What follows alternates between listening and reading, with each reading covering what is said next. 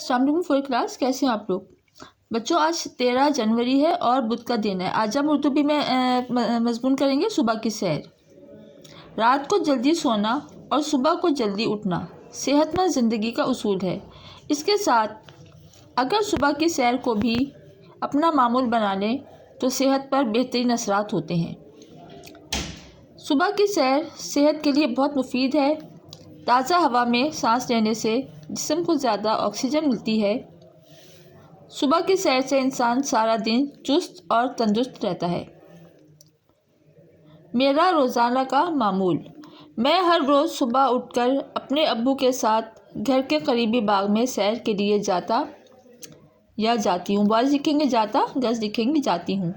ہرے بھرے درختوں اور خوبصورت پھولوں کو دیکھ کر آنکھوں کو ٹھنڈک ملتی ہے اور طبیعت پر اچھا اثر پڑتا ہے۔